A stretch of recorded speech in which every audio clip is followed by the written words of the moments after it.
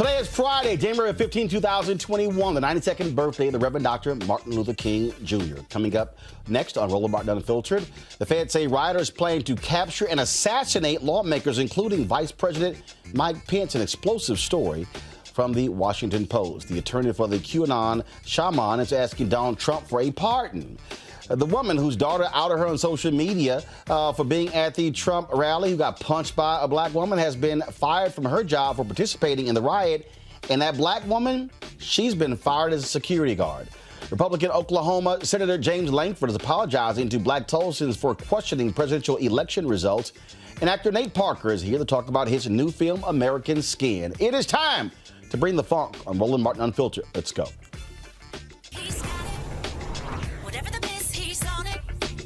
Whatever it is, he's got the scoop, the fact, the find. And when it breaks, he's right on time and it's rolling. Best believe he's knowing. Putting it down from sports to news to politics. With entertainment just for kicks, he's rolling. It's on go, y'all.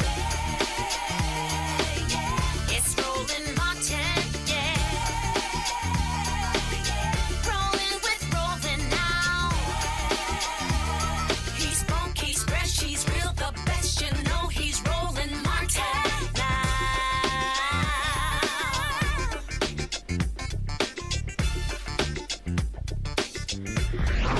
Martin. Folks, federal authorities say rioters plan to capture and assassinate lawmakers, including Vice President Mike Pence, when they stormed the U.S. Capitol on Wednesday, January 6. At least 21 rioters who stormed the U.S. Capitol were reportedly current or former cops or members of the military. Some of them were highly trained. Now, federal prosecutors are saying there's strong evidence that the insurrectionists included cops and military members who stormed the U.S. Capitol. And again, talk about how dangerous this is. The FBI has been investigating to see which rioters plotted to kidnap members of Congress and hold them hostage. They're focusing particularly on the men seen carrying plastic zip tie handcuffs and pepper spray. I want to go to my panel right now on this very issue, talk about a serious issue that we're dealing with and is shedding new light on exactly what took place at the U.S. Capitol. Joining us right now, of course, is Michael Imhotep. He is, of course, he is the host of the African History Network show. Also, we have Rob Richardson. He's the host of Disruption Now podcast, as well as Kelly Bethel, communication strategist. I want to start with you, Rob.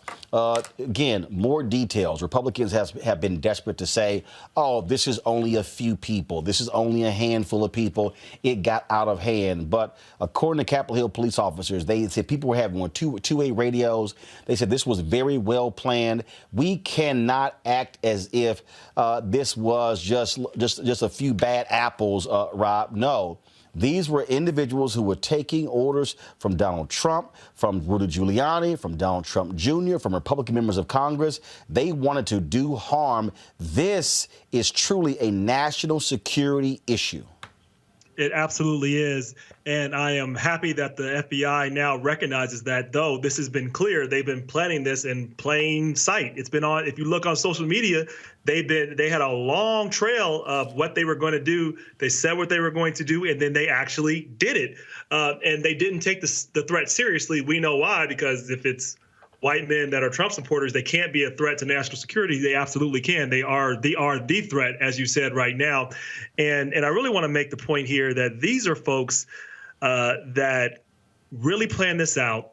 We know that they tore out panic buttons from Congress members that couldn't use that. So had they been successful, they would have been able to do this. And they were very, very close to being successful in pulling this thing off. And we really have to take a look and make sure that we get our security together. And the security has to remove its bias and clearly go after this. This wasn't a one-off.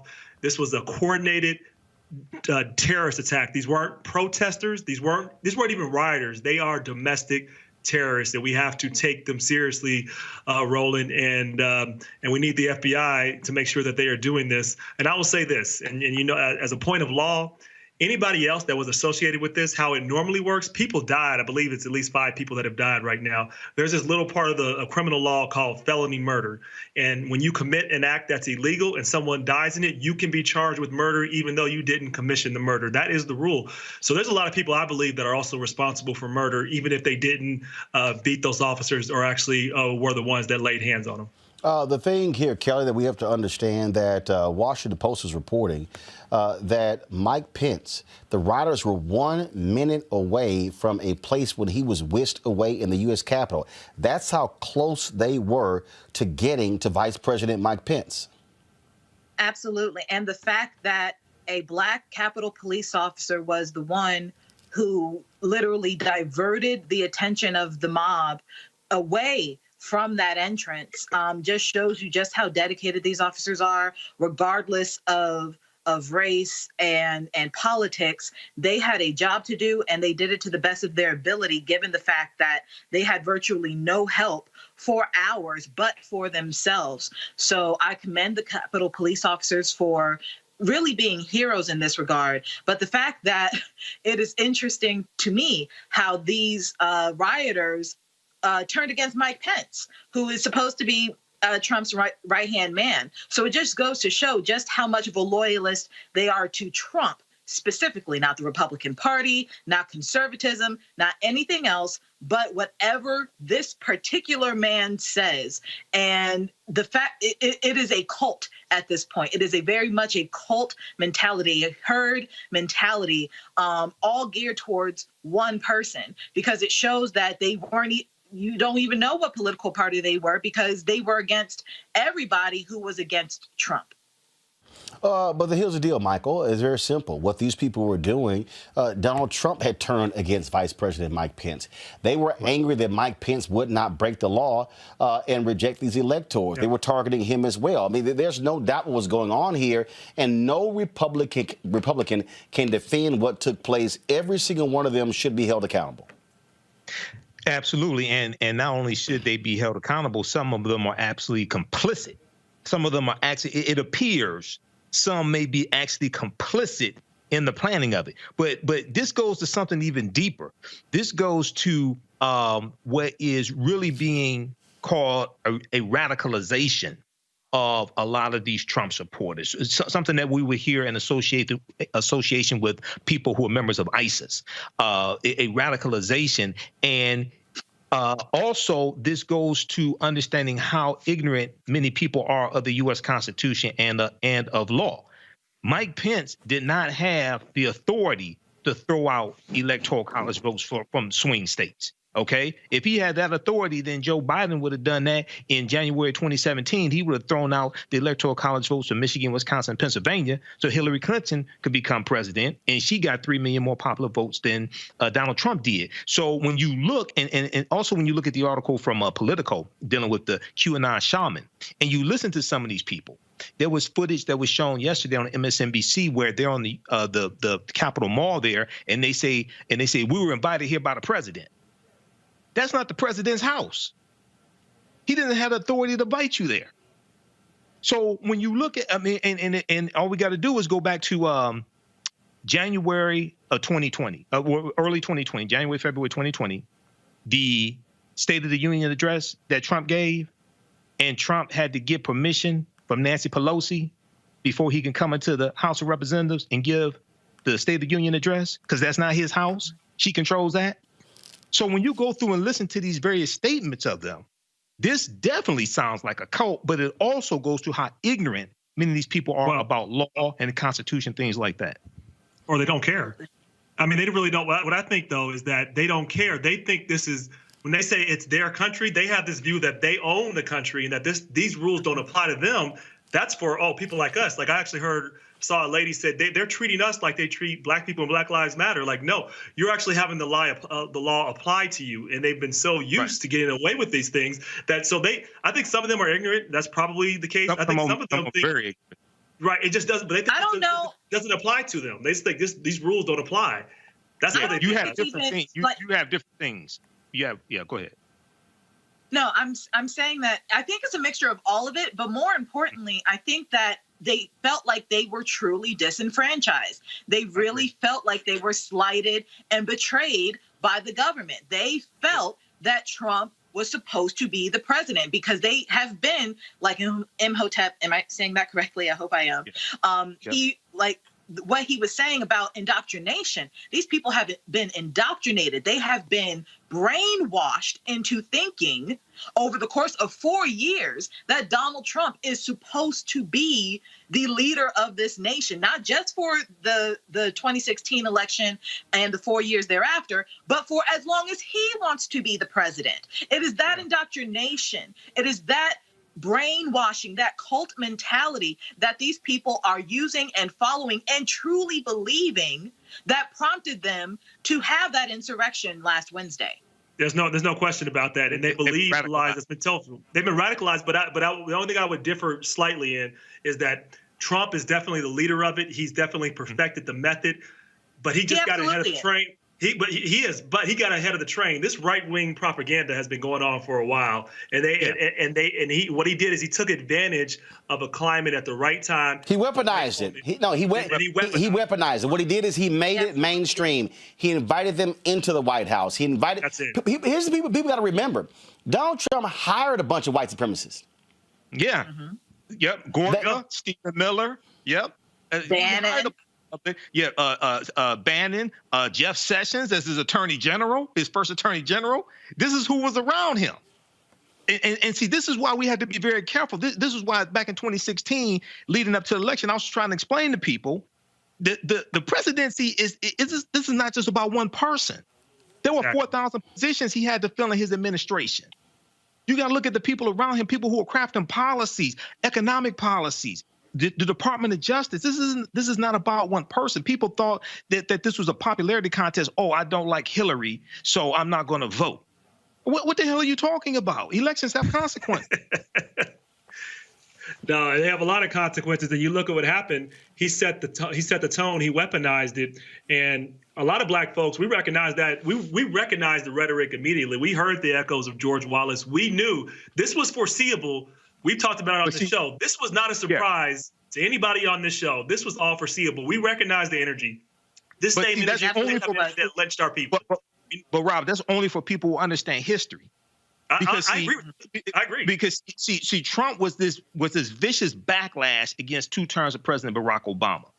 Absolutely. And instead of us doing an assessment of what was accomplished under the 2 terms of President Barack Obama, okay, you had the unemployment rate for African Americans cut in half.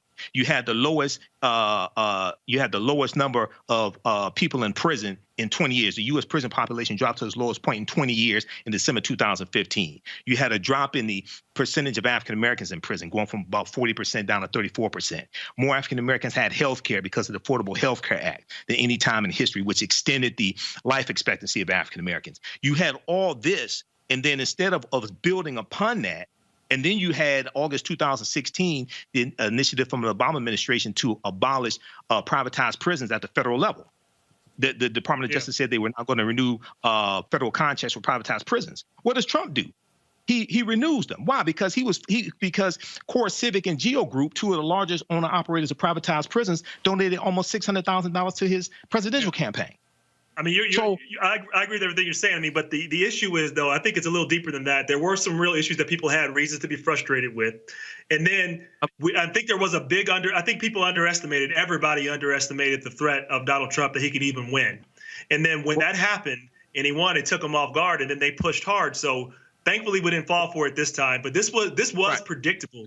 And we've said it. And I would argue that it's Well, I would argue that it's a layer even deeper than that, Rob. I don't think it was just about us underestimating the power of Trump. I think we underestimated the power of white supremacy and the fact that these people had felt the threat of it slipping away. They felt their power slipping away by said power being distributed evenly across all races. Because let's keep it a buck. Obama's policies very rarely, if ever, targeted specifically Black Americans. Exactly. There has been nothing, what I wanted to say.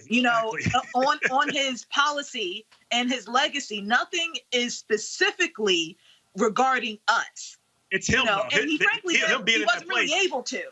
Right. He He'll wasn't be in really that able place. to at the time. So I'm not necessarily like blaming him for that, but the fact that anybody other than white people benefited from a presidency and a president's policies and a president's rhetoric, that was a threat, a direct threat to white supremacy. Folks, today, hold on a second. Today, Speaker Nancy Pelosi announced that retired Lieutenant General Russel Honore is going to be leading the investigation into what took place on Capitol Hill during the insurrection. Here's what she had to say.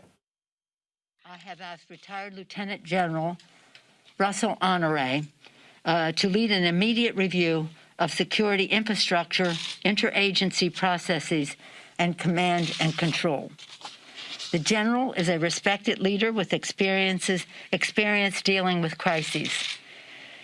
As a former Vice Director of Operations, J3, with the Joint Chiefs of Staff, his focus was military support to civilian authorities. And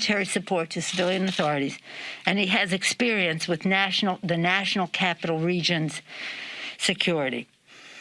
House leadership has worked with General Honore, seen up close and personal his excellent leadership at the time of Katrina. Particularly Mr. Clyburn was the head of our Katrina task force. So he and I and others know full well how fortunate we are that the general has accepted as willing to do this. Members are moving forward with strong oversight from committees, of course, to have after-action review. There is strong interest in the Congress in a 9/11 type commission, an outside commission, to conduct that after-action review. In the meantime, I'm very grateful to General Honore for taking on this responsibility. I dare say, Michael, that is a important, critical selection of General Russel Honore. I think it is perfect as somebody no nonsense to get down to the bottom of what took place on January 6th. I think it is also, and I think he'll get down to the bottom of it as well. And I think we're going to find the swamp and a basket of deplorables at the bottom also. So I was pleased to hear that today. Absolutely, it's an important pick.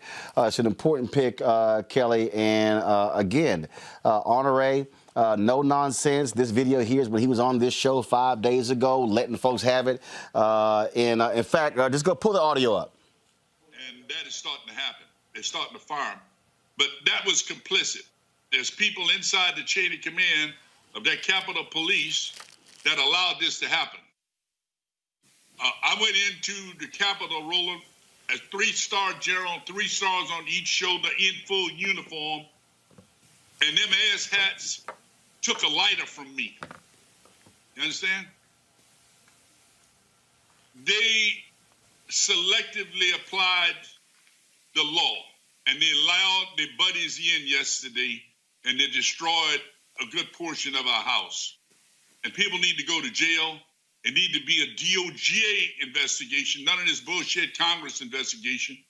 And we need to hold people accountable. We need to catch all their phones, who they were with, their rooms they went to in that Capitol.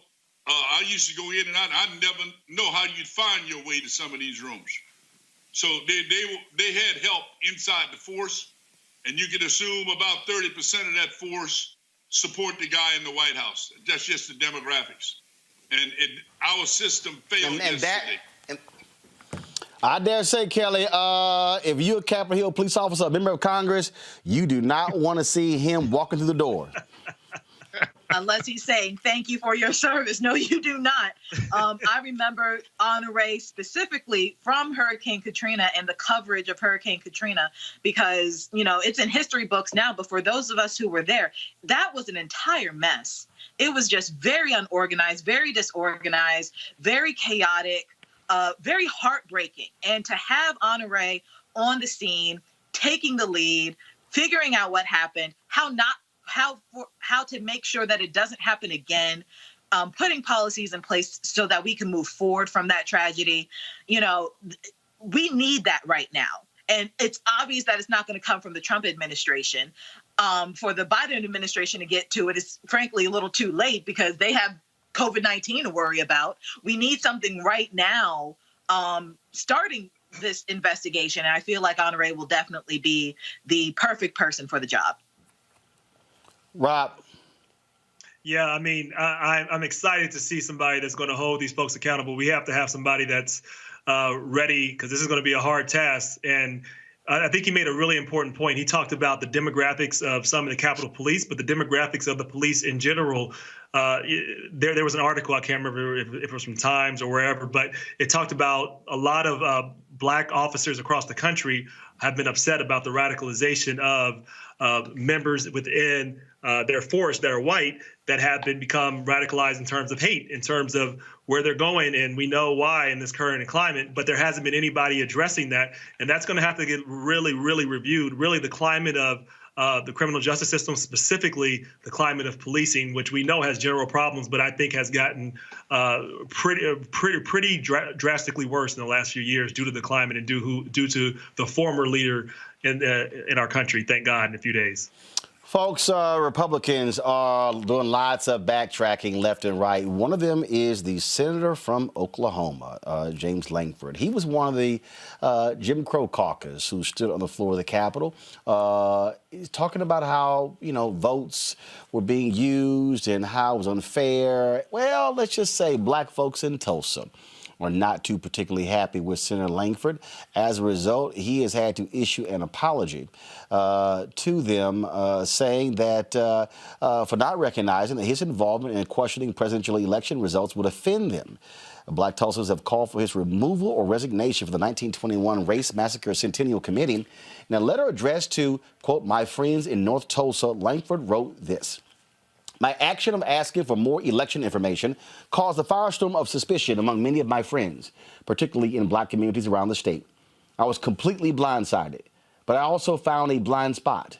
What I did not realize was all of the national conversation about states like Georgia, Pennsylvania, and Michigan was seen as casting doubt on the validity of votes coming out of predominantly Black communities like Atlanta, Philadelphia, and Detroit. After decades of fighting for voting rights, many Black friends in Oklahoma saw this as a direct attack on their right to vote, for their vote to matter, and even a belief that their votes made an election in our country illegitimate.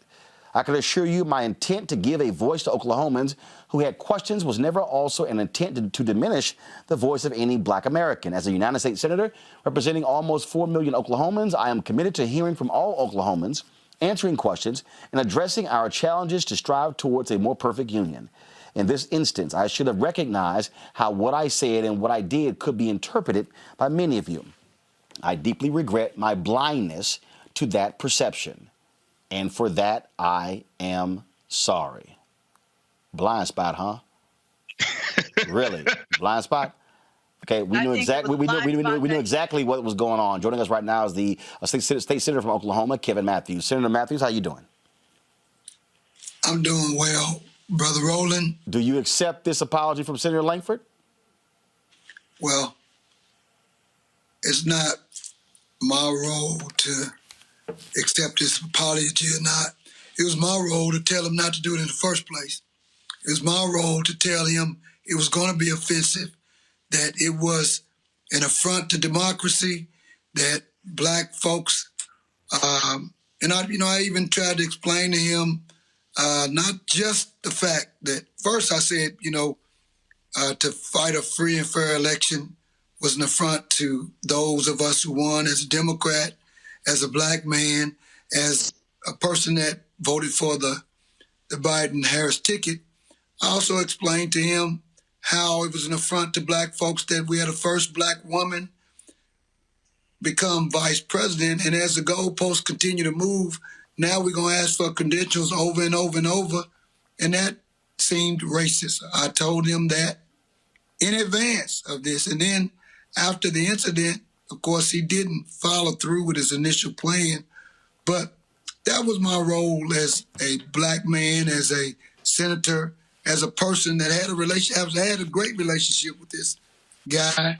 And so, Roland, the last time I was on your show, I was a guest of his in Washington, D.C. at the National African-American Museum of History and Culture around this issue, around what we were trying to do then. And so now it's my role to let him hear everything that our members on our commission feel about it, how they feel about it. Let him hear what our steering committee and our members have had to say. And then we'll see what happens moving forward. The irony or the situation I'm in is that this state didn't newly find out that this was the reddest state in the United States. This is the only state in the United States that not one county voted for our first black president, Obama. Not one county did this ticket win. But here's the deal with me. Langford stands up there. How do you not know the man's targeting black people? And then Oklahomans have questions. No! The man lied to these fools, and they went along with the damn lie. Cyril Langford went along with the lie. That is very obvious, and I agree. The question that we have before us now, which is interesting, because immediately after our conversation, I put up my statement about the affront, how I felt and all of that. And then we saw what actually happened. The big deal, Roland, is when I started this commission, I was the only black man in the state Senate. Now there's two of us, and one is not coming because of COVID. And so I'm back to being the only black man coming to the Senate, but George Young is a great member of our Senate as well. The issue that I have is when I started this work to be able to get funding from the state and to be able to raise now near $30 million, not me personally, but our capital campaign team, for this effort, I had to choose the only people I had to choose is all of the elected officials that we have. And so the commission was formed to address the fact that we needed to have this issue, the story told in a transparent way. Quite frankly, the only way that it happened here was not because everybody wanted to honor the massacre. It was because of financial reasons that tourism is the third largest revenue driver. So with that, the issue is on this commission, this is the problem that we have. If we have the purity test of all of the Trumpers and the people that support that off, then it's just all the Republicans that we have on the commission. And it leaves just us. And so I represent the people, and the people are upset, and they're the ones asking him. And so if this commission asks him to leave, then he's going to have to leave. If he resigns, then he resigns. And so that's where we are. We're going to see if the letter and all the conversations make a difference or not. So, for you, Langford stays or goes from this committee? As I just said, that's going to happen over this next week. Okay. We have had our steering committee meet with him and talk to him. We've had our commission members meet with him and talk to him. They've gotten this letter, and we'll be meeting, I think, on the 23rd, and a decision will be made. All right, then. Senator Matthews, we appreciate it. Thanks a lot. All right. Thank you. All right. This to me is the reckoning, Rob, that these white folks need to understand. White folks like Langford need to understand the reckoning. And when you stand out there and you defend the white supremacy of Donald Trump and the Republican Party, there's going to be pushback, and black folks in this moment should let people understand we are not going to be quiet. And if you want to do this here, and guess what? We're still constituents. We're going to bring rain hell on your ass when you do it. And we absolutely should, because as I said earlier, we recognize this rhetoric. We recognized George Wallace when we saw him, and we knew what this could lead to. We knew what this would lead to for us and America. And so these people got so lost in Donald Trump and following him and thinking that they were going to stay in power, that they're willing to follow whatever he said. And now they're figuring out, how can we get those supporters? This is what this game is now. How can we get these supporters? That's the first part of the game. The second part of the game is how do they figure out, how do they prevent us from voting at those levels. And we're seeing that play out in Georgia. They're talking about, well, let's just get rid of absentee ballot voting. So that's the new thing now. So they want to just, because so many black people voted, let's just get rid of absentee no fault balloting for everybody. That way we never go through this again. So we have to push back hard, because they are not going to, look, power concedes nothing without demand. As Frederick Douglass says, never has, never will. We got to keep pushing, and we are not going back to accepting Donald Trump. We're not going back to George Wallace. We're going to fight. This is our country too, despite what people believe. We are part of this country. We're not going back. We're not going anywhere. I say keep the pressure on them, Kelly. Every single person, every single one of these Republicans, they should be met by black folks wherever they go. And I don't care if you black in Missouri, y'all should be whooping Josh Hawley's ass, showing up at his office, putting pressure on him, because letting him know you don't just represent white folks in Missouri, you represent everybody. That includes East St. Louis, that includes St. Louis, that includes all the communities, Kansas City as well. And so they need to feel the wrath of black people for them supporting these white domestic terrorists. I mean, that's a given. That is an absolute given. Well, it's not a given for some people. Not a given for some people. It is not, but you know, what can you say, right? But for those who have common sense, this is a given. I think that what happened with this particular senator is that instead of him being genuine with his apology, he was genuinely scared that he was not going to get his seat come next election, because he is up for re-election. I believe this coming election cycle, he's up for election, and having this kind of tarnish on his record, it puts his entire career, from a Senate standpoint, it puts it in jeopardy. So I saw this more as a crisis management letter as opposed to a genuine letter to black people. Because at the end of the day, apologies do not absolve white supremacists and insurrectionists of the guilt and the actions that perpetuated what happened on Wednesday, that perpetuated what happened in the past 4 or 5 years with this president. You cannot have a Trump without people like this senator. You cannot have a Trump without the support that Trump had in order to have this insurrection on January 6th, in order to have this MAGA movement for the past 4 years. If it were just Trump, meh. You know what I'm saying? Like, he would have had some influence, but you need a foundation in order to stand that high. And he was part of that foundation. So this was definitely more of a crisis management issue than anything else. But more importantly, it'll be 100 years since the riots. And I believe it was around Memorial Day weekend of 1921. It'll be 100 years in May. And the fact that this man is on the committee to plan such a celebration, to plan such an initiative in that state, in that city, and then to have this on his record, the cognitive dissonance is right there. I say that a lot on your show, but it really, really is. And people like that don't need to be in office. People like that don't need to have authority, because it creates chaos, such as what we saw last week. Michael. You know, I read the entire letter. I read the article actually yesterday from the Tulsa World. And I'm sitting here and I'm like, either he's stupid or he thinks we're stupid. And the reason why I say that is because in the article, it says he arguably has been more involved with Black Tulsans, and particularly the historic Greenwood district, than any statewide Republican office holder in decades.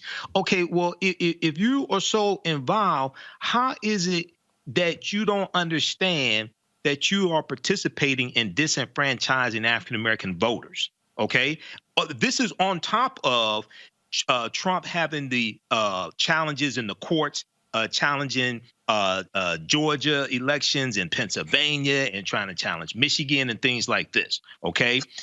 And then the other thing is, this ties into Georgia and the 2 Senate races in Georgia. Okay. 1963, the state law that was put in place, that was initiated by State Representative Denmark Groover. He was a segregationist. This was designed. This is what put in place statewide runoff races. Okay, it was designed specifically to keep African Americans from having statewide power, winning Senate races and things like that in the state of Georgia. So what took place with Reverend Warnock and him winning that Senate race, that was not supposed to happen. So you got, and what he's trying to do, what Langford is trying to do, and what Josh Hawley trying to do, they want to run for president in 2024. And they're trying to latch on to that. They're trying to latch on to that Trump coalition, but they want to be smoother with it. See, what we really got to watch for is somebody that is like Trump, but is smoother and better packaged and more intelligent. That's what we really got. Well, that's why I'm so afraid of Pence. That's exactly why I'm so afraid of Pence, because him and Pence, I mean, there's a reason why they were on the ticket together. They are alike in ideology. And I used to joke with my friends that Pence looks like an evil Colonel Sanders, and then Trump just looks crazy. So, like, with Pence, especially when in the debates and his interviews over the past few years, he's very smooth.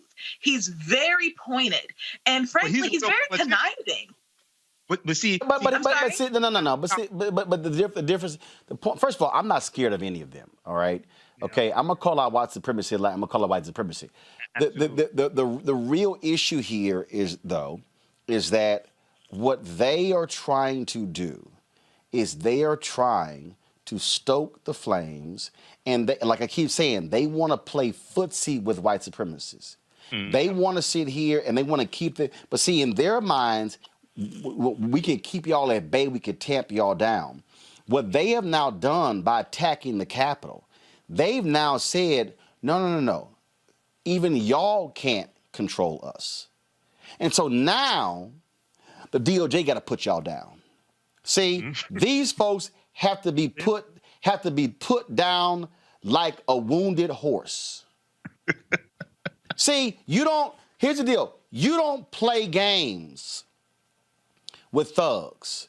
You don't play games with insurrectionists. No. This is not somebody, look, if y'all want to roll to a Capitol and the law allows for y'all to wear y'all military gear and you can carry your gun, that's fine.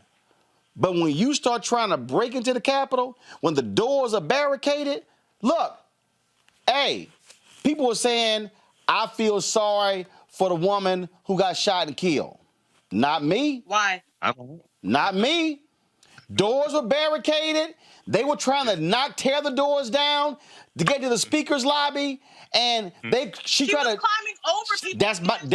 That's my point. My point is your ass. Wait a minute. In the video, they said, hey, they got guns. Now let me tell you, if I'm on this side of the table and there are guns on that side of the table, my ass ain't about to cross this side of the table unless I got a gun too. Yeah, you're not going to see black people crossing that. You know, that was something that they thought they can get away with because they always have. I'm going to say this, too. They've been able to, though it hasn't happened at the Capitol, we've had insurrections happen plenty of times before. And then they were also, of course, going through state capitals with guns and everything else. So you had this energy being built up. But this is traditional. When I heard people say, this is not America, this is not what America does, that's wrong. Like, America has a whole lot of history of violence when it comes to politics, specifically when it comes to black people. You can look at the Wilmington, North Carolina massacre as one example of many, where they just burned down they burned down the black newspaper, the Daily Record, and then they went after and took out most of the legislators who were black, killed their families. That happened across the South, happened a lot of places. We in America, we know, but most Americans don't actually know their history. So they're like surprised by this. This is not a surprise given the climate that we've created, given the leader and the rhetoric that we've had coming out. This is what we've been warning about. And now now the right wing has made a deal with the devil. They play with fire and they can't control it. Yeah, that's it. And so my deal is you take them out. And this is why we don't play games. This is why every single person, I'm telling you right now, Ron Johnson, Wisconsin, black folks in Milwaukee, let's take his ass out in 22. If you in Florida, let's take Rubio's ass out in 2022. Let's take that seat in North Carolina in 2022. Let's take Toomey's seat in Pennsylvania in 2022. Yep. This is where you exert power. You exert power. Now, first of all, Toomey has been highly critical, and he's been on the right side on this, but he's still a voter suppressionist. Okay. But the bottom line is this here. This is where you take them out. This is where we exert more power. They pissed off about Ossoff and Warnock. Hell, let's elect 10 more Ossoff and Warnocks. Let's drive their asses crazy. So while they yelling and screaming, we're mobilizing and organizing. That's what our job should be. Got to go to a break. We come back. Remember the white woman got punked by the sister trying to grab her sister's phone? Her ass need a new job today. I'll explain next on Roland Martin Unfiltered. I'm in the world of fiction. That's what I do. I'm an actress. I spent 35 years in this business. I've been in the business since I was 14. I was discovered in a basement theater in Philadelphia, a basement called Freedom Theater. And that's what I do. I play for a living. And I look and see that we're in a world that, it's bizarre where you can't tell the fake from the real. These people are not faking it. That's what they're going to, they're willing to put their whole lives, their families' lives, everything they've accomplished around looking pathetic and weak around a table because this man showed up and told them that, that he was the one and everybody should follow him. He didn't even have a good argument. He's not Martin Luther King. He has no words, he has nothing. He's just rich and white and male. And so people want to see that power on display and then tell us that we're not, that we're crazy. They can't do it anymore. That's the good news. Rick Scott here. I have just now taken over as chairman of the National Republican Senatorial Committee. I now have to figure out how to raise roughly $1 gazillion in order to retake the U.S. Senate and stop the march of socialism and the destruction of the American dream. There are two Hang them up! We can take that place. And then do what? Heads on pike. I'll fight next to you. I'll keep going. Get in there! Armo! Get the in there! Let's get him! Every single in there is a traitor. Every single one. I heard a really loud bang. We all thought it was like a flashbang or something like that, but a girl got shot. You can see the blood.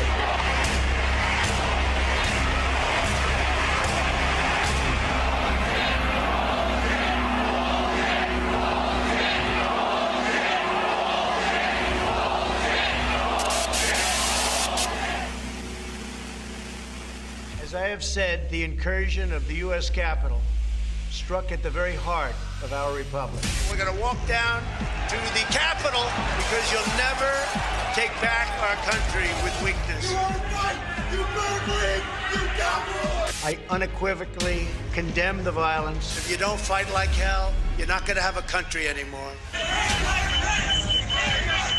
Making America great again has always been about defending the rule of law. The president, sources say, initially rebuffed bringing in the National Guard. We were repeatedly being told by the National Guard at the national level that we did not have authorization. Supporting the men and women of law enforcement. The Capitol police officer died of injuries from the attack. A second U.S. Capitol police officer who responded to the Capitol riots last week has died. We have seen too many riots, too many mobs, too many acts of intimidation. I just want to find 11,780 votes. Today I am calling on all Americans to overcome the passions of the moment and join together as one American people. All of us here today do not want to see our election victory stolen by emboldened radical left Democrats, which is what they're doing.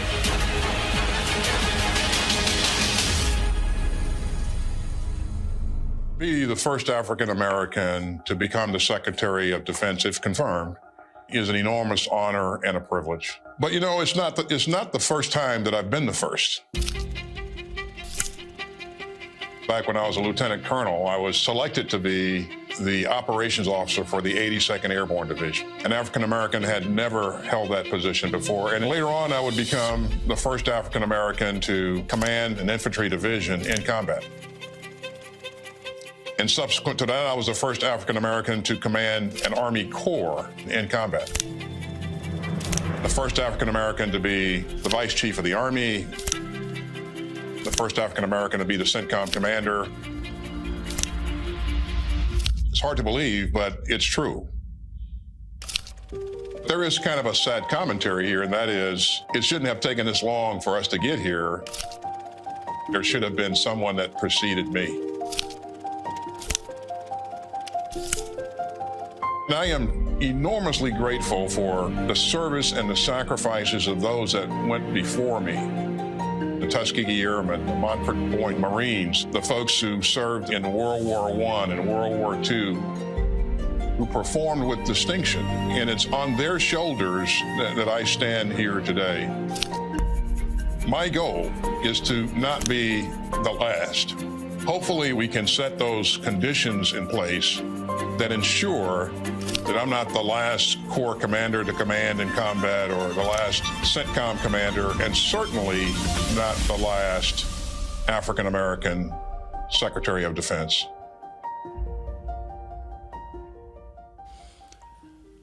Do y'all remember this video here? Press play. But today, there were no tweets, and there never will be again. Twitter has banned the president for life. Jolene Kent has the latest.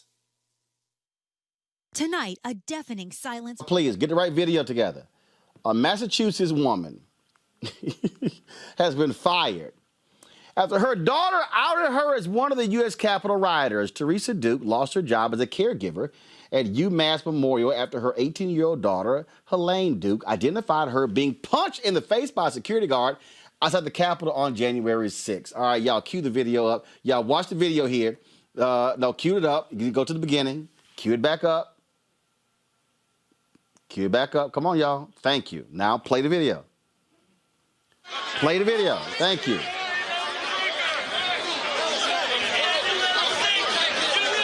Hey, Smith. The uniformed security guard punched Duke in the face after Duke tried to take her cell phone. Helene retweeted the viral video and said, "Hi, Mom. Remember the time you told me I shouldn't go to BLM protests?" Bring the audio down, please. Thank you. Bring the audio down, please. Thank you. Remember, she said, "Hi, Mom. Remember the time you told me I shouldn't go to BLM protests because they could get violent? This you?" In the second video, Duke is seen trying to explain that she was punched by the black girl. Her daughter then commented, "Mom, I think you meant to say the powerful black woman punched you for harassment." UMass Memorial said in a statement late last week that Duke was no longer employed at the hospital. You know what? Roll that again. I just want to see y'all the quickness of the sister's punch and how she bloodied homegirl's nose. Go ahead, roll the video, please. Quick! Quick! I think right there, some top boxers will be pleased with the quickness of that jab, Kelly. I mean, it was definitely quick.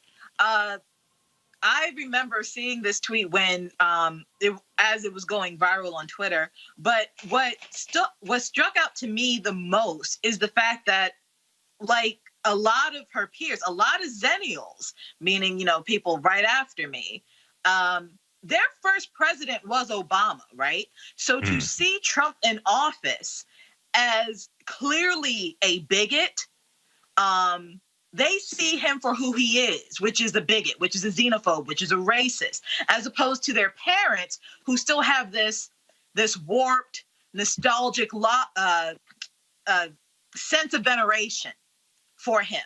So the dichotomy of the new generation actually trying to be better than their parents against their actual parents who want to maintain the status quo. That's what I see in this tweet. This upcoming group of youth who are about to be voters very soon have no conception of overt racism because of the work that we did and my parents did and my great-grandparents and my grandparents did. And they don't have an example of that but for their parents. So you're going to see a lot of this conflict. You're going to see a lot of this tension in homes, especially white homes with children who have actual legitimate Black friends, not, you know, Black friends as tokens, just to say that they're not racist, but legitimate people that they grew up with, that they identify with. You have white youth who are part of the LGBT community. I believe this person who tweeted is a lesbian or in the queer community. So she got kicked out of her mom's house because of her sexuality. So that adds another layer to the dichotomy of how this generation is purporting to live versus how this previous generation that, you know, are now insurrectionists or labeled as insurrectionists now. You're going to see a lot of that tension now. All I know is this here. Aside from the video being funny. All I know is this here, Michael. I ain't got no problem with these white folks losing their jobs. None of them. Exactly. There's a lot of them losing their jobs. They're being turned in by their family members. When the Department of Justice had a press conference earlier this week, they said they've gotten 100,000 digital tips. You had one woman, I talked about this on my show earlier this week. You had one woman who was in the U.S. Capitol building, and she was taking pictures of herself, and she was there with one guy. He was sitting in the vice president's chair or something. I think they were in the Senate. She resigned from her position, and now she's being prosecuted. So I have no problem with them losing their jobs, and the companies they work for don't want to have anything to do with these domestic terrorists. They're being exposed, losing their jobs, being prosecuted. So, you know, but see, once again, I've been talking about this all week. This is white privilege. And some of them have been put on the no-fly list. Representative Benny Thompson, chair of the Homeland Security Committee, he contacted TSA and I think the FBI, and a lot of these people have been put on the no-fly list. So there was one heavy-set white guy who was at the airport. Daily Mail has an article about this. He's at the airport crying, and he said, they won't let me fly. They're calling me a terrorist. They're trying to ruin my life, things like this. I'm like, you actually thought you could be involved in the insurrection to overthrow the government, interrupt a constitutionally mandated process, then just get back on the plane, fly Southwest Airlines, and go back home and live. Oh, wait a minute, hold up. All them white folks who accosted Senator Mitt Romney at the airport, Delta has put all of them on their no-fly list. Good. Let me also give y'all this. Ashanti Smith, go to my iPad. She put this, she had a GoFundMe account. She tweeted, "My name is Ashanti Smith. I'm a 28-year-old African-American woman who lives in the Washington, D.C. metropolitan area. I recently was assaulted, attacked, and harassed by a group of Trump supporters on Black Lives Matter Plaza in Washington, D.C. on January 5th, 2021. A video has surfaced where I was surrounded by a group of Trump extremists, and I honestly fear for my life. The video makes me look like I am the aggressor, but it does not show what happened prior to my defending myself. People shoved me, tried to take my phone and keys, yelled racial epithets at me, and tried to remove my mask. I asked them to social distance and stay out of my personal space due to COVID-19. They refused, and I was afraid of being hurt and harmed. After being assaulted, I defended myself. I'm now facing criminal charges along with being relieved from my employment pending an investigation, which places me in a hardship situation at the moment. I'm asking for support and help with funds for my legal fees and to maintain the essential things that I need to survive during this time. Any amount of help is truly appreciated. Thank you in advance." Just so y'all understand how folks have come to her aid, she had a goal of $85,000. $199,623 was raised from 7,400 different donors. That's amazing. That's great. That's amazing. Yep. That's what social media is supposed to be for, and that can show the power of it. But, you know, this other side, these terrorists that walked into, what's interesting, getting back to them, you know, a lot of them are baby boomers, and they told folks like, you know, don't take pictures of everything of yourself and don't put it on media, but then they go and commit a crime and then think that people won't see it, and they post it on social media. They post before and after, and think that we won't see this. And what's really kind of interesting and funny is all these people complaining about the First Amendment. To Michael's point, they don't understand how the First Amendment works. You don't have a First Amendment right to be on Facebook. Facebook is not the government. They don't have to. So all these people that talk about not private sector not getting in the way, except for when they want to have something for themselves. And now they want to make sure the government takes over Facebook. I mean, what is it that you want here? Do you want private sector? No, you just want to have the country make the rules up for you, by you, and it applies to everybody else but not you. No, that's not how a constitution works. Most people don't understand the Constitution. They say they love America, but it's about something else. Clearly, as others have said, this is about white supremacy. This is about your identity tied to white supremacy and seeing yourself in a order above black people. No, we're in this country together. We're going to keep fighting. We are not going back, period. Let me show you this video here. Remember the white woman out of Texas who put out that she rented a private jet to fly to D.C.? The real estate woman? Yeah, her ass got arrested too. Here's her defending herself. Listen to this. Take me as a target, but I do not feel that I did anything wrong. In fact, I felt that I did something noble, and I'm proud of being there. I have no shame to be there.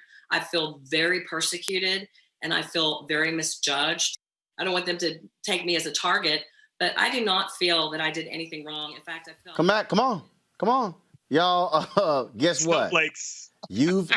I'm feeling judged. I'm feeling persecuted. No, you're not feeling... Well, you are. No, you're not feeling persecuted. Your ass is being... No. She's not feeling persecuted. She's being prosecuted. Prosecuted. That's the word. That's what I was saying. She's being prosecuted. Yeah, because she and everybody like her. Like I saw on Fox News, they were saying, well, these people are confused, and everybody's saying, they don't understand why people lost. And then you could see another clip where they talked about liberals and black people and other folks like, why are they so mad at the president? Get over it. He won. And then they're saying at the same tone, if you see them talking about the folks that stormed the Capitol, well, these are good Americans. These are good people. So again, we lie to ourselves about how we see ourselves in this country. And all of this is because we don't want to deal with race. And we talked about it on this show, but what I think needs to happen, and I know, Roland, you said this, there needs to be a Truth and Reconciliation Commission about the truth about race in this country. And we need to make sure everybody has it. And we teach history in terms of how it actually happened, and people can learn. So like Germany, like South Africa, we can begin to move past this instead of trying to deny white supremacy in terms of its roots in our country.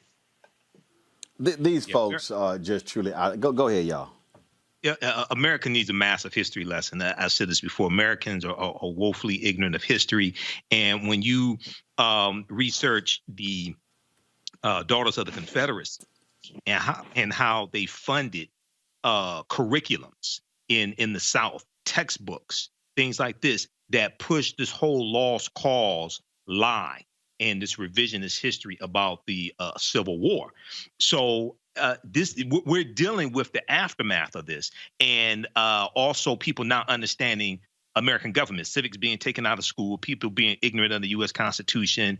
There was a study I saw. There was an article from 2014, and there was a study that came out at the time, and it talked about how almost 2/3 of Americans could not name the 3 branches of government.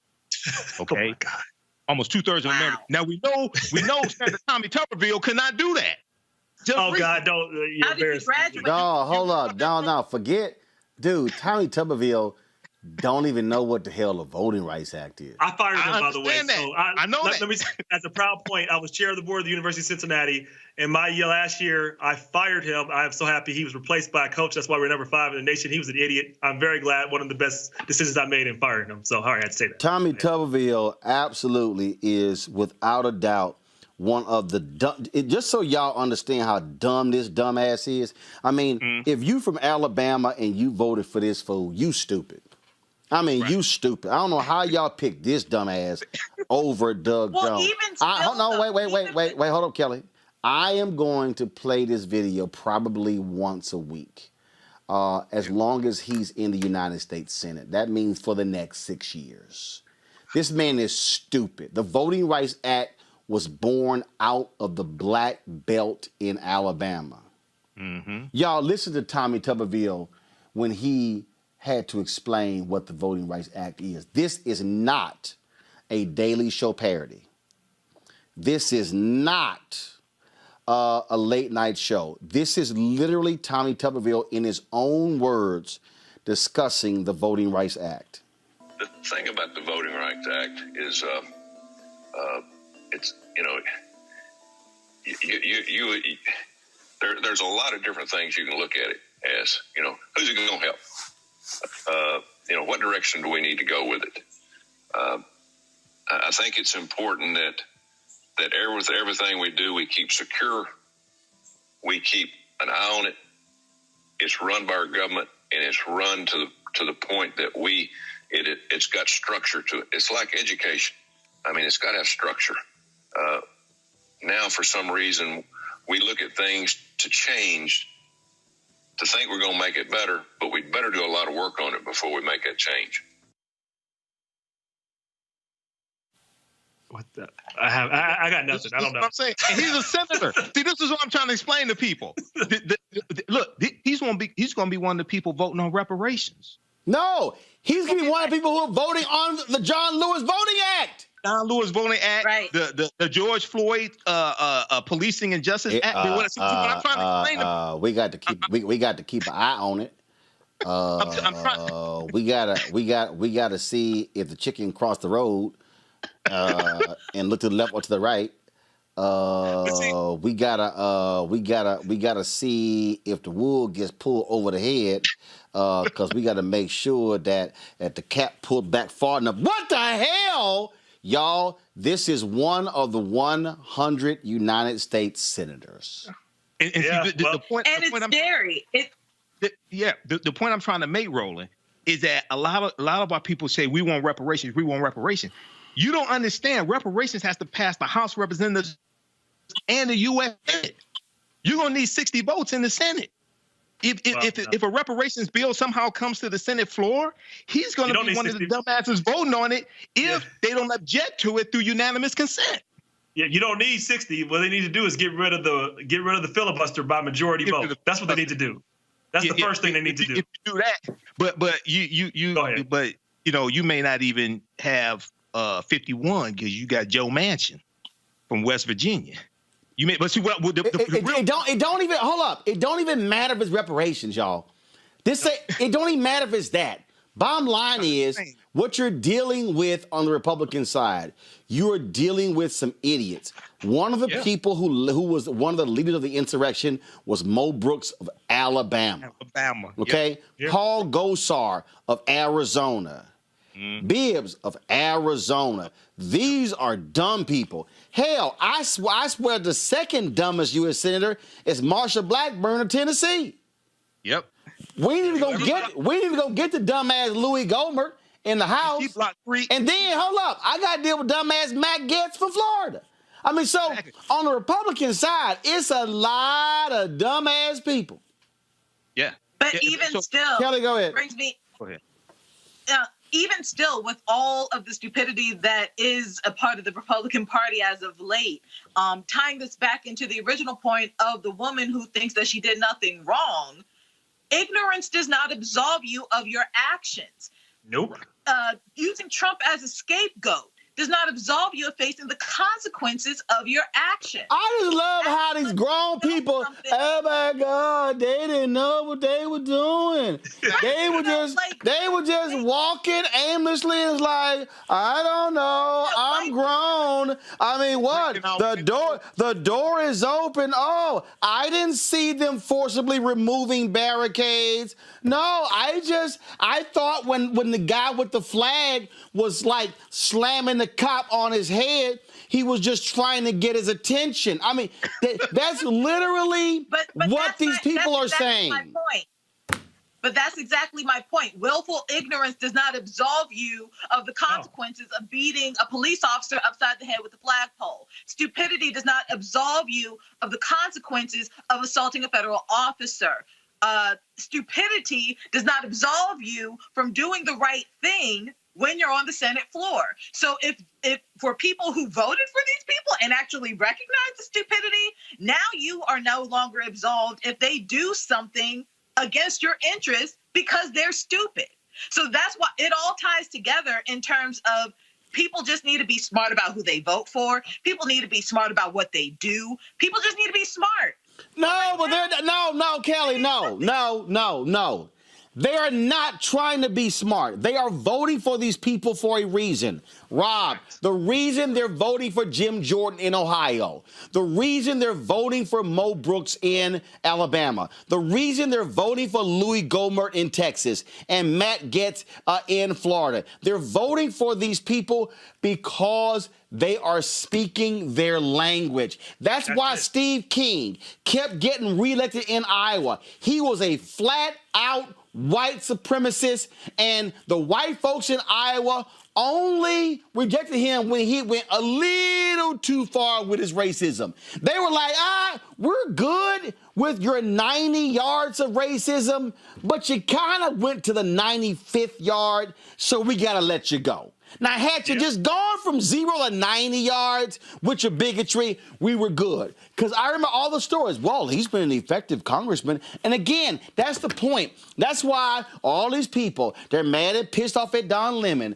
because Don Lemon said the 74 million out there, you're voting along with the Klan. No, it's unfair. It's unfair to say the Trump people, you shouldn't call all the Trump people racist. Hillary called them deplorables. This is very simple. If y'all can't see the racism and you want to deny the racism and you keep voting for the racist guy, guess what? You're going along with the racist. That's what you're doing. Yeah. Steve Bannon was hired by Trump. You're voting for the racist. Stephen Miller, racist. The guy who was a speechwriter, racist. I mean, we could go on and on and on. You are voting for the racist, I'm not racist. That's not me. Yes, you are voting along with it.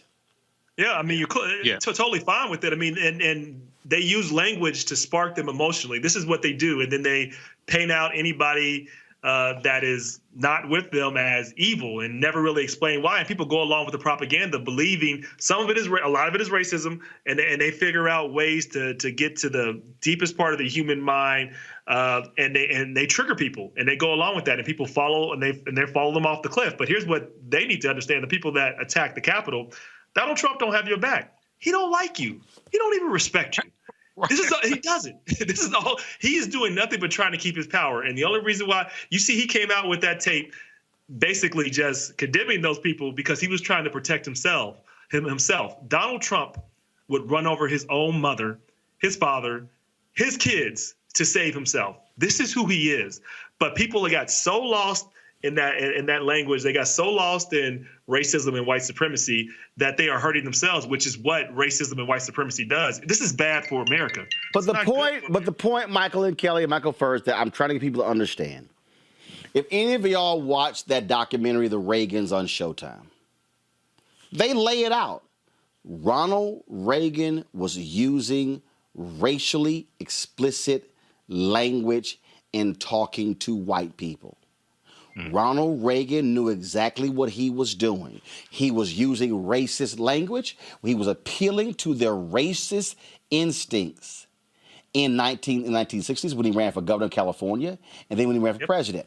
See, here's the thing that and this is one of the reasons why I rarely call somebody racist on television or any other form, because what ends up happening is the conversation then devolves into, I'm not a racist. Yes, you are. I'm not a racist. Yes, you are. As opposed to what you say and do. Right. So, Trump's policies, what Trump says, when you retweet white supremacists, when you retweet white insurrectionists, you are aligning with them. But what white folks have done with this whole issue of racism, they have defined this issue to, I don't burn a cross. Yep, that's it. I don't wear a hood. I don't call you nigger. Mm-hmm. So I'm not a racist. You can't call me a racist. But when you use stuff like those people, the blacks, when you see protests, where their fathers, when it's how many baby mamas do you have, when they use the racial language, that's what the issue here is, Michael. And this is why mainstream media, who should also accept their responsibility for Donald Trump, because they, and let me be real clear, Fox News, CNN, MSNBC, ABC, NBC, CBS, Fox Broadcasting, New York Times, Washington Post, Wall Street Journal, USA Today, all of them, they kept covering Donald Trump's birtherism as if it was an actual story. And it was, but it's Donald Trump. It doesn't matter. You covered a racist who was at a racial attack on the first black president of the United States, and y'all covered it up. And then you kept letting him go on The Apprentice. And then you kept supporting him. That's the real deal here, Michael. And so we have to call out white racism for what it is and let them know just because you ain't wearing a hood don't mean you not focusing on your whiteness. So what we have here, Roland, is you have a lot of white people in who are lower economic categories. Poor white people. Not just that. Nope. Not just that. The data shows different. I understand not just that, Churchman. I understand that. You got Ivy League, things like that. But what they're trying to do is maintain white supremacy because they feel it's slipping away from them. This is all about the fear of the year 2043. And then they're trying to suppress African-American votes. And they see this slipping away from them. And what Trump did in 2015 and 2016 is he really tapped into that white grievance. And I take people back to the article from May 2017 from The Atlantic that talks about how it was actually the fear it was cultural anxiety and the fear of cultural changes in America. Not so much it wasn't so much the economic issues. It's tied into the fear of browning of America. Economics plays a part of this, but see the trick that's taking place, the trick that's happening, is the guy that they're putting their hopes and dreams in has made their life even worse these past 4 years because he's mishandled the coronavirus. No, it doesn't matter. No. Michael, it doesn't matter. Michael, it doesn't matter. See, that's the thing. They don't care about that. Nope. What they care about is, are you keeping them blacks in their place? I understand. See, it don't. So they ain't got no problem being broke as hell. Bernie Sanders stood on the floor and said 10 of the 25 poorest counties in America are in Kentucky, and them dumbasses reelected Mitch McConnell. Exactly. So what I'm saying is because they're trying to maintain white supremacy, they're voting against their own interests, and it's doing them greater harm. This is what I'm talking about. Yeah, but they don't. But no. I don't think in their minds, Kelly. But Kelly, in their minds, no, they're real clear what they're voting. See, their whole deal. What they're saying, I want to pull this up, Kelly, and then I want you to comment because Greg Sargent rolled out some data a little bit earlier today of a poll. So I'm going to just show you this here. 51% of New Washington Post poll. 51% say GOP leaders didn't go far enough in nullifying the election. Go to my iPad. 56% say Trump bears zero blame for the insurrection. Go to my iPad, guys. Come on. It's right here. I need to pull it up. 66% says Trump has acted responsibly. But here's the other deal. In this same poll, Kelly, a quarter of the people in this poll make more than $100,000 a year. There are 55% of white women voted for Trump, an increase over 2016. So I just need people, I believe we have to properly frame the racism and the bigotry, and we can't let people off the hook, Kelly, which is what mainstream media does. Go. For sure. Going back to the I believe it was Imhotep who mentioned that they are voting against their own interests. I would argue that their interest is white supremacy itself. Their interest is upholding whiteness. That is their interest. And it is by any means necessary tactic, meaning they don't care if they're poor. They don't care if they have a dime to their name. They don't care that they live in a trailer park. They don't care that they don't have an education, because they know so long as they have whiteness, so long as white supremacy is in play at the scale that they need it to be in play, they will be okay. They will have a semblance of power. And that's frankly all they want. Now, for the people who are, well above the poverty line, making six figures a year or whatever, white supremacy is in their interest too, because they invest in white supremacy. they have gotten an incredible return of investment based off of white supremacy. So it doesn't surprise me that white people across the board don't have a problem with Trump. If anything, I think that they now understand why their forefathers wore hoods. They now understand why their forefathers did the most insidious things in the dark of night, because they could get away with it, because other people were sleeping. But now they're trying to do it in the day. Now they're trying to be bold with it, but the times are changing. Slowly but surely, they are changing. White supremacy will not be here forever. This world is browning. The world is browning. So they are going to fight tooth and nail to keep their power. They're going to lose, but they're going to fight for it. But again, though, the responsibility here, though, lies in not normalizing their whiteness. And what we have to remember, Rob, and this is what I think a lot of black people keep forgetting, because you got black folks who watch TV and you thinking, well, Van Jones and Don and Abby Phillips, they on CNN, and Joy Reid got a show, and Tiffany Cross and Jonathan Capehart, they got a show. Y'all ain't asking who's in the executive suites. You're not asking how narratives are determined. You're not there. See, here's the deal. Let me just be real clear, Rob. You don't get an award from me for now calling Trump a liar. Zero. you don't get a gold star from Roland for now. For now, right? Saying white supremacy.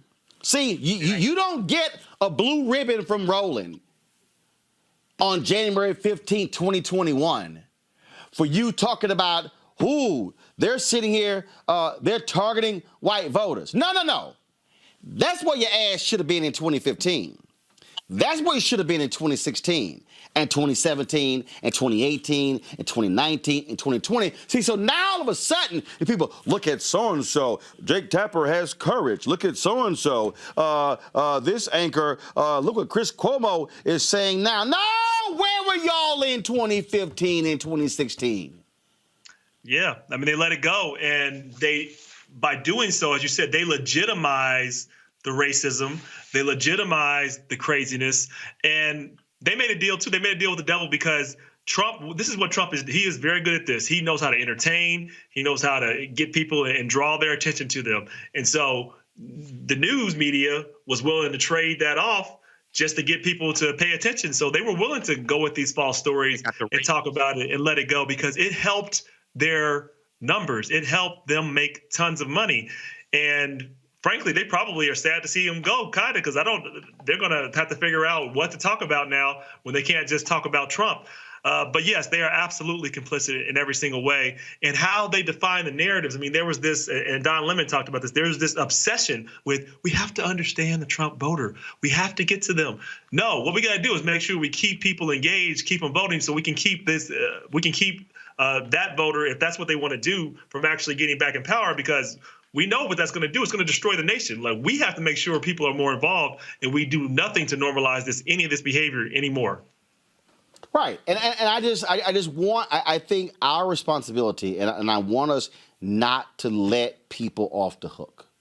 Right. Because see, in this moment of unity, it's wonderful. You lose sight of what's happening in Georgia right now. Yep. Mm-hmm. You lose sight of what the Republicans, the white guy who beat the sister for the Supreme Court Chief Justice in North Carolina, has been firing all of the staffers. Democrats went from a 61 majority to a 4-3 majority in the North Carolina Supreme Court because they want him to be in power. I saw a story the other day where the Arizona governor, he is leading the Republican efforts to control state Supreme Court. See, everybody keep focusing on Washington, D.C., down the street, 6'3". No. Y'all don't understand. If they control the Supreme Courts in Florida, Mississippi, Alabama, Texas, Tennessee, Arkansas, Louisiana, North Carolina, South Carolina, Georgia, Virginia. See, more laws are actually determined there than this U.S. Supreme Court. Right. See, I'm trying to get our people, because I need people to understand why I keep the conversation on you don't let it go off the rails. Mm-hmm. Because, see, if we allow this conversation to start getting sidetracked and this issue and that issue, no. You got to stay right here. And we got to keep our people right here. And see, while they are sitting here trying to distract, while Langford wants to distract with his apology, no. You were one of 100 votes. Right. See, that's the deal. See, I think what we've done is we go, well, Tim Scott's black, Cory Booker's black, Kamala Harris was black, so they're not in the U.S. Senate. Warnock is now in the U.S. Senate. No, we are constituents. In our job, in every state where we are, is to go after every single one of these senators who represents us and say, we ain't gonna let you peel the whiteness. We gonna show up and show out every turn you can get where you gonna see us no matter where you go. That's what we have to do. Yeah, we have to push our issues, and the state legislatures are so important because of the 10th Amendment to the U.S. Constitution and states' rights and things like this. So a lot of people don't understand the power that the states have, and you're dealing with really 50 individual governments. Even though we talk about the United States of America, you're really dealing with 50 individual governments and the power at the state level. So that's something that we really have to focus on. And then when it deals with power over policing, the states have more power over policing than the federal government does. I'm talking about, the police in your state, local, things like this. There's more power at the state level over policing than the federal government. Right, and that's why we're walking you through this. And one of the reasons why we need you to support Roland Martin Unfiltered is because you're not going to have this discussion on MSNBC. I got them on right now. Okay, I can flip the CNN right now. I can flip the Fox News right now. I can go to all their streaming services. They're only going to be focusing on D.C. We have to be focusing what's happening in the state level. For instance, a white man who stabbed and killed a black U.S. Army lieutenant in Maryland at a bus stop in 2017 is going to be in life of prison. On May 20, 2017, around 3 a.m., Shauni Urbanski stabbed Richard Collins III as Collins stood at a bus stop on the campus of the University of Maryland, College Park. Collins was 23. And just 3 days away from graduating with a business degree from Bowie State University. He'd also recently been commissioned through an ROTC program as a second lieutenant in the U.S. Army. Urbanski was charged with first-degree murder as well as a state hate crime on Thursday. He was sentenced to life in prison. That, folks, is one of the issues we're talking about because of white domestic terrorism. This is why, again, having our own platforms are critically important, because we know how to shape the story. If y'all want to join our Bring the Funk fan club, simply go to Cash App, $RM Unfiltered. Go to paypal.me/R Martin Unfiltered, Venmo.com/RM Unfiltered. You can send us via Zelle, Roland@RolandSMartin.com. You can also send us a money order to 1625 K Street Northwest, Suite 400, Washington, D.C., 2006. Folks, this is what it's all about. If we don't control the narrative, then somebody else does. And speaking of that, got to go to a break. We come back. We'll talk with Nate Parker about his new film that dropped today called American Skin, dealing with race, hate, you name it. Man, this is a timely movie coming out. He's next on Roland Martin Unfiltered.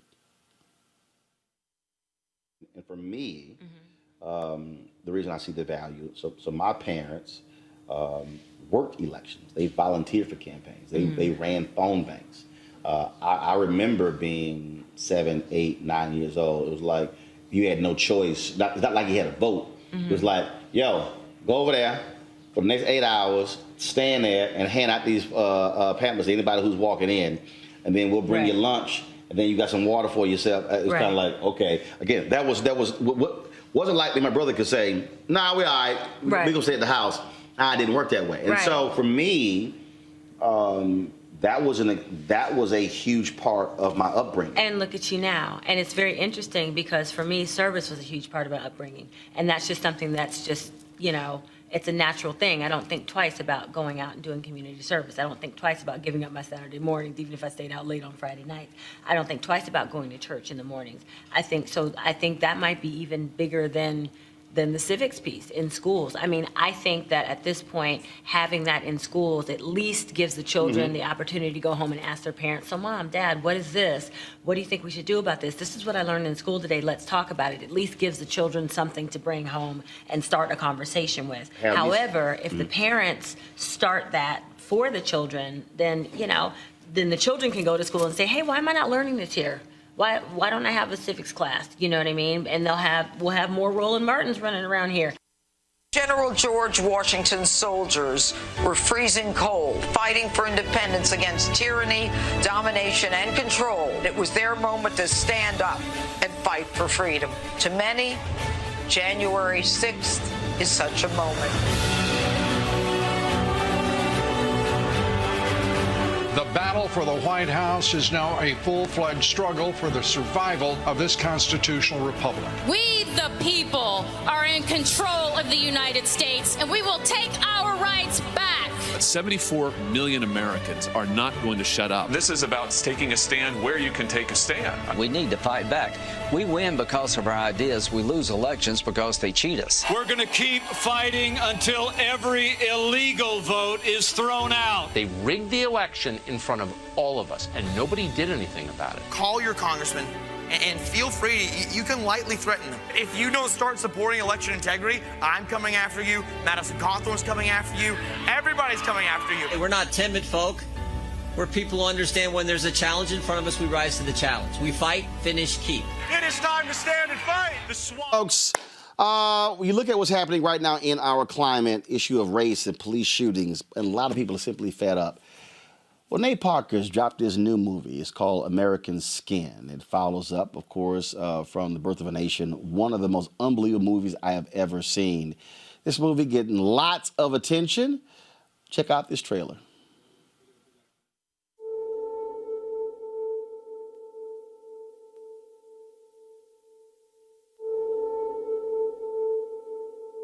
You remember me? How you doing tonight? Doing well, officer. Can I see your driver's license, registration, and insurance, please? Of course. My license is right here, my wallet. It's all right, son. You remember the night in July?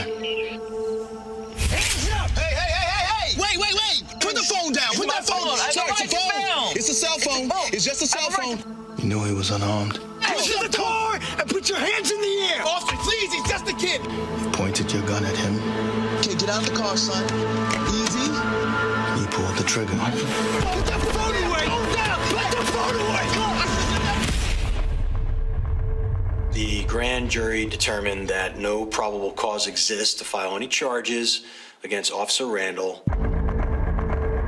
This is my son. This is my little boy. You took that from me. The world took that from me. Today we make that right.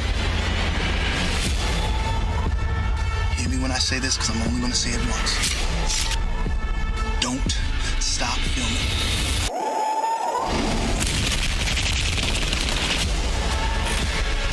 You should just give up now. Why are we the only people in this country that are expected to do things without violence? I didn't mean to kill your son. What you did. I did what I was trying to do. I just want justice. That's all I want. This is your jury. The deciders of your fate. Today, you will be tried for the murder of my son.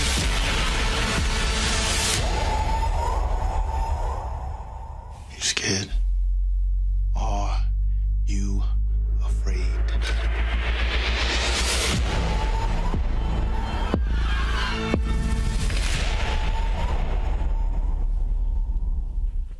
Nate Parker, welcome back to Roland Martin Unfiltered. Good to see you, brother. It is always good to be here with you. Man, you sent me this a year ago to check out. It's now, it's out. It dropped today. It is getting lots of attention. And what was the motivator for you to say, I got to tell the story this way? Well, it's interesting for me, my way in. I got custody of my nephew, who was 13 at the time, and brought him from the neighborhood that I grew up in Portsmouth, Virginia, and brought him here to California, put him in a very good school. And he would ride his bike to school. And then Michael Brown got killed and murdered.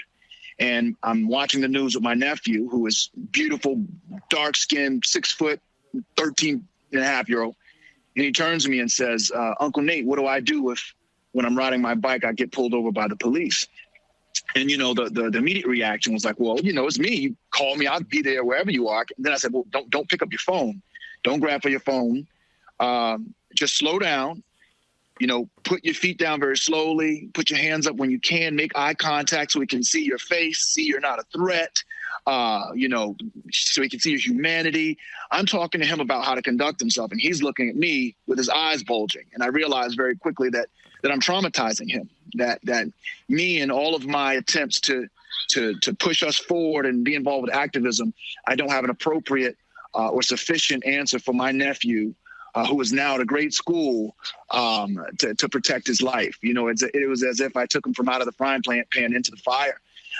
And I thought to myself, I said, I got to get an answer for him, and so went to Ferguson, went to, when Aaron Garner got killed, went to New York looking for an answer for my nephew, and realized the dysfunction when it came to addressing police violence in our country, and decided to attack it with my art. And that is when I started the kernel of that idea of how do I force this conversation between these two groups of people. Of course, those who are being murdered and those who are the murderers in the system that perpetuates that behavior. And out of that need for an answer for him, I wrote this script and then shot the film. The thing that jumps out, that line that you just said in the trailer, all I want is justice. And that's the one thing we constantly hear in this scene where the DA announces no charges. And it's case after case. It is very rare. First of all, it's rare for an officer to get charged. Even rare for them to be found guilty. And becoming more and more rare every day. When people talk about progress, the reality is when you look back, you look at Rodney King and how he was beaten into within an inch of his life. Those officers were charged. There was a trial. Now we know that how they handled that trial and all the things that they did to ensure those officers would not face any type of prison time. But then you fast forward, brothers and sisters are dying, and they're literally just saying, "Well, so what?" It's like it's the biggest middle finger to the humanity of Black people in this country, because there's no reasoning, there's no dialogue. They show a picture of a cop throwing a barbecue for some Black kids, and they show a picture of a cop hugging a Black kid on Instagram, and all of a sudden we forget. But I guarantee that Michael Brown's father right now, wherever he is, he's mourning his son. Tamir Rice's mother right now, wherever she is, she's mourning her son. And the list goes on and on and on. So the question is, where's the backstop? At what point do we do something differently? In this movie, he's taking out justice, a vigilante. And you will have people who will say, man, I wish I could do that. Mm-hmm. And you clearly are not trying to say, do this. But right. Through the art, you're really speaking to just the anger and the frustration of nothing being done to actually fix the problem. That's exactly right. That's exactly right.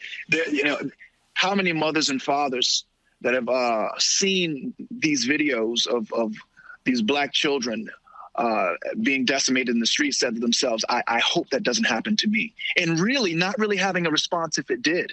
This film isn't instructing anyone to do anything. And it's not in its offers, as you saw, more questions than answers, really questions of what are we willing to do to change the narrative.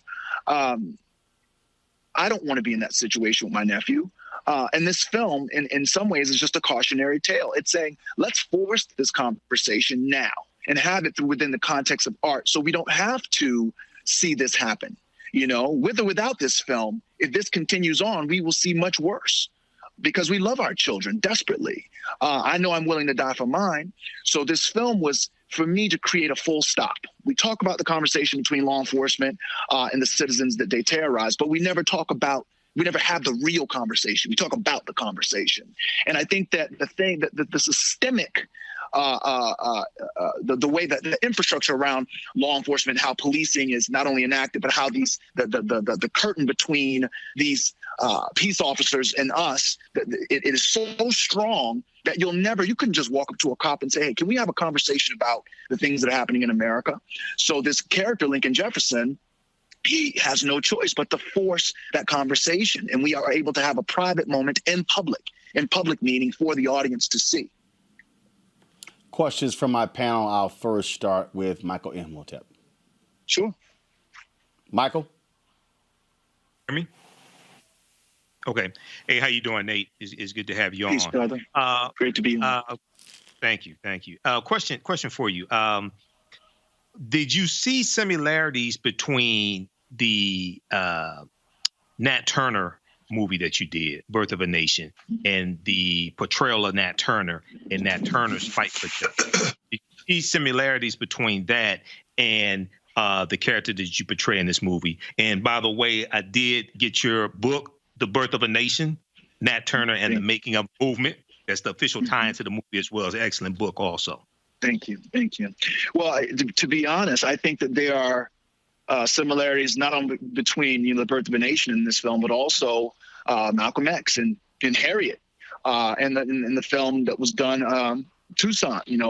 I think any narrative that addresses the question of how will we move forward in a way that protects our bodies, what we should and should not tolerate. These are themes that I believe we need to, as artists, bring to the forefront of consciousness more often than not. If not, we will find ourselves in these situations all the same. So for me, it's never a question of what can I do to make a film that's like another. For me, it's like, okay, how can I contribute to the conversation? The reality is, brothers like Roland are doing the work every day in the trenches. I'm just an artist. This is not, the answer. I'm no savior. This film is no savior. I'm just trying to contribute to the conversations that are happening every day on the ground. The conversations being driven by Black Lives Matter, being driven by Color of Change and some of the extraordinary organizations doing the work. I just think that we should do, as Nina Simone says, as artists, we have to reflect the times. It offers an intersection without us actually having to deal with this actual situation in real life. Mm-hmm. Thank you. Question from Kelly Bethea. Mm-hmm. Hi, Nate.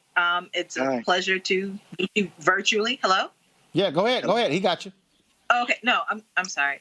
I'm very excited for this movie, first and foremost. You always hear when you're talking about creative processes about art imitating life. In this case, this is more or less art depicting life.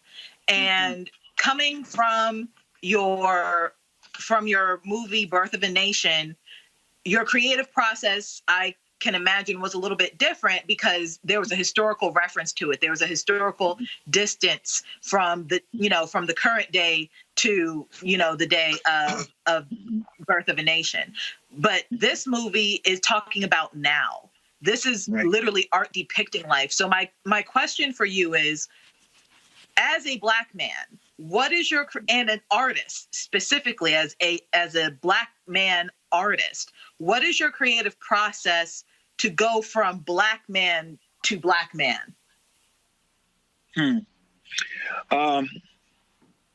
I think my process, it's rooted in my experience, in the same way that I wake up and wonder what I'm going to intersect in life that may challenge me or put me in a position where I either have to cower or have to stand and fight, and what that means for my family. The reality is that so many of us, Black men, Black women, wake up and have that thought subconsciously every single day. So I always say my art is a reflection of my activism. When I look at my children and I look at the legacy that we're in the process of leaving them, I often feel embarrassed and hopeless. So, I don't think there's a magic bullet. But I do believe this. The day that I lay down, minutes from my last moment when I'm about to leave this world, and hopefully I'll be surrounded by people that, generations of people that I love, that love me. I just want to feel like I've done my part. When you look at the work of, Dr. King, as we are approaching his day, he did everything he did for the world before he was my age. He did it all and died before he was my age. So when you talk about going from black man to black man as an artist, really I'm going generation to generation, or legacy moment to legacy moment. I just want to look back and have something that I can look at my kids and say, I did this for you. Nat Turner's story exists for you. This story addressing police brutality and the controlling of our bodies and the destruction of our bodies, intimidation of our bodies is addressed in this film. And whatever I do moving forward, I just want to feel like I've contributed to the lexicon of our liberation. And I think that goes for many black men I know. I won't speak for Brother Roland, but being someone that's been on this show many times, knowing how desperately he wants our freedom, knowing how much he loves us, I would go so far to say that is his agenda as well. Absolutely. Rod Richardson. Yeah, Nate, first of all, thank you for your work. Thank you for expressing your work in a way that relates to so many and changing the narrative. And as we talk about changing the narrative, I'd like to ask my question along those lines. It seems like and you said this earlier, you're aimed at two different audiences, essentially. Black people who are being victimized by this process, and those who are actually perpetrating the crime against us and violating our bodies. What narratives do you want to change with both of those audiences? If you had to just sum it up for each one of those audiences, what is the narrative you want to get through to change to each one of those audiences with this piece? Well, for Black people, it's just relentless action. I think we must continue, because I think we're doing it, to recognize until all of us are free, none of us are free. And I think that if we can adopt that and lock arms in that and create solidarity in that and turn away from any type of divisive or pacifying tactics, we will continue to march forward and toward freedom. We don't know what it looks like because we've never had it in this country. And for those who are decimating our bodies, I had the I wouldn't say pleasure, maybe it's a pleasure with respect to the information I gathered, but I interviewed dozens of police officers, Black and white and Hispanic, and nearly every one of them asked to be, to comment on the condition of anonymity. And I found that interesting because if we are to believe that the money that we're paying, our tax dollars, are going to the salaries of these peace officers, and also going to getting them let off with respect to its place in the judicial system. It's a question of, well, shouldn't you stand by what you do on a day-to-day basis, with respect to your job? And it's not the case. I talked to officers that said, anyone that tells you that they don't racially profile, or they're just not telling you the truth.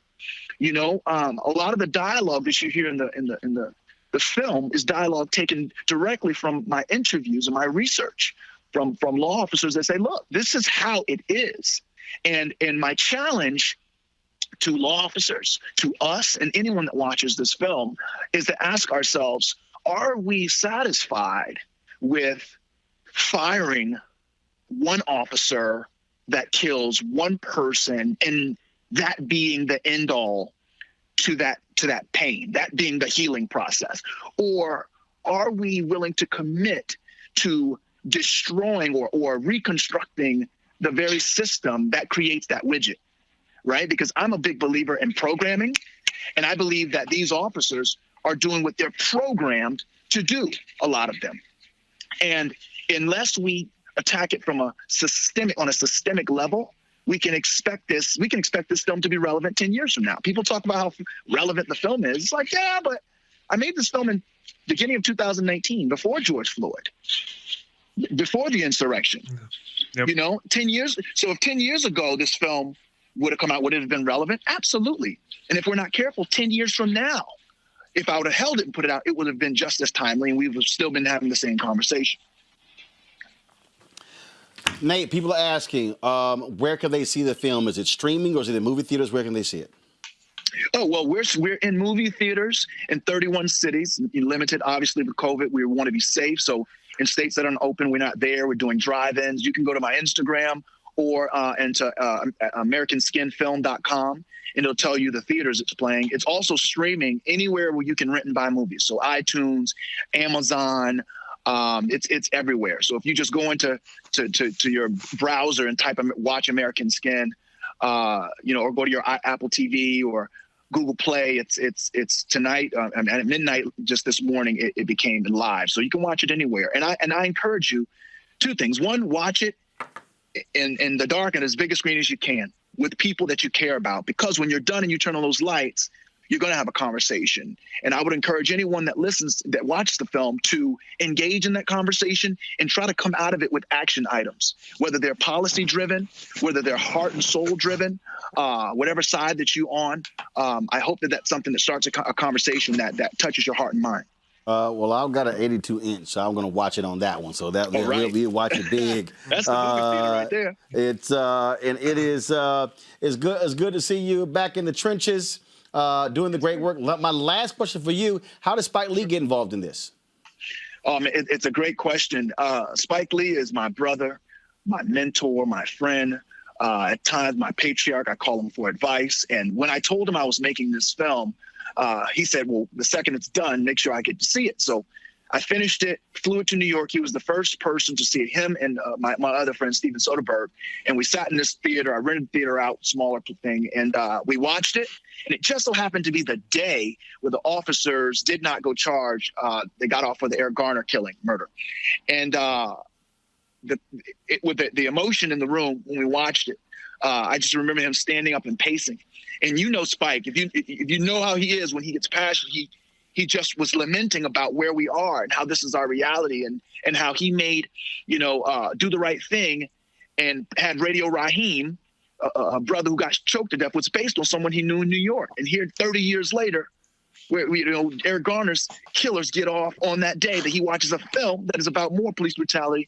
And he said, brother, anything I can do to support you and stand with you and moving this film forward and getting it to the masses, I'm with you. And I honor him for that. He stood next to me, and we've taken this film to Italy, and it did very well in Italy, did very well in Spain. And these are people that don't speak the language. So I just hope that people continue to see it and have the dialogue, the hard dialogue that creates the type of healing that we need. Folks, the movie's called American Skin, starring Nate Parker and Amari Hardwick. Nate, we appreciate it, brother. Thanks a lot. Thank you, brother. Anytime. Yes, sir. Thanks a bunch. All right. Thank you so very much, Rob, Michael, as well as Kelly. That is it, y'all. I got to go. Why? Because at 8:30, I want y'all to join me. I'm going to be watching One Night in Miami. That is the new movie by Regina King that is going to be on tonight on Amazon Prime Video. I'm going to be live streaming it as well. Looking forward to that. After that, she's going to be on Twitter taking questions. It talks about the night that Muhammad Ali won. It's based upon, it's fictitious, but it actually was real. And where Muhammad Ali, James Brown, Sam Cooke, and why am I leaving somebody? Somebody give me the other name. Muhammad Ali, James Brown, Jim Brown, Sam Cooke, and was one more. There were four of them who, of course, were Malcolm X were in Miami that night. He won. So that's going to be an amazing thing to watch. And so I'm looking forward to that. So Amazon Prime Video, we're going to be watching it all together at 8:30. So I'll be live streaming it as well. And so looking forward to it. Folks, we thank you, all of y'all who support what we do, joining our Bring the Funk fan club. All the dollars, y'all can go ahead and roll it. All the dollars that you give go to support this show. You can support us via Cash App, $RM Unfiltered. Of course, PayPal.me/R Martin Unfiltered. Venmo.com is /RM Unfiltered. Don't show it. Zelle is Roland at RolandSMartin.com. And so what you're seeing right now are the list of all the people who join our Bring the Funk fan club. We appreciate all of you for joining us, folks. I will see you guys on Monday right here on Roland Martin Unfiltered. Y'all have a fantastic weekend. Ha!